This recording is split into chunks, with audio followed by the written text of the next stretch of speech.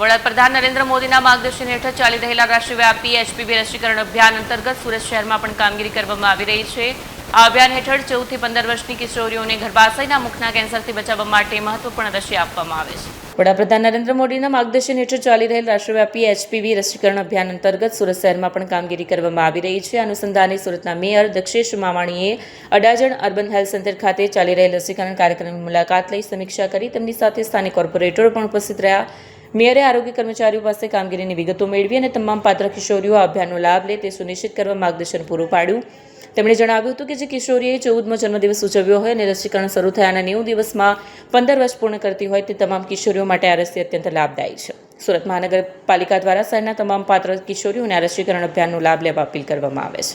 Cameraman હકીમ શેખ સાથે Wasim હાસમીનો report, આઝાદ news, Surat. Cervical કેન્સરની સ્થિતિ ખૂબ ગંભીર છે।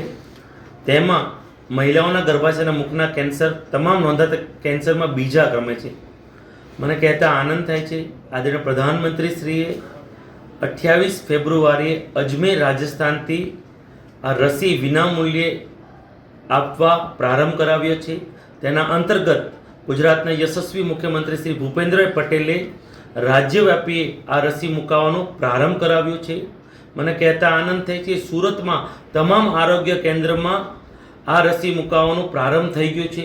હું તમામ બાળકીઓ જેમનો 14 વર્ષ પૂર્ણ થઈ ગયા હોય અને 90 વર્ષમાં 15 વર્ષ પૂર્ણ થતા હોય તેવા તમામ વિદ્યાર્થીઓનો બાળકીઓને હું તમામ સુરતીઓને અપીલ કરું છું કે આ વેક્સિન મુકાવો અને 40 વર્ષ પછી જે મહિલાઓમાં સર્વાઇકલ કેન્સર થાય છે તે 99% નહિવત થશે।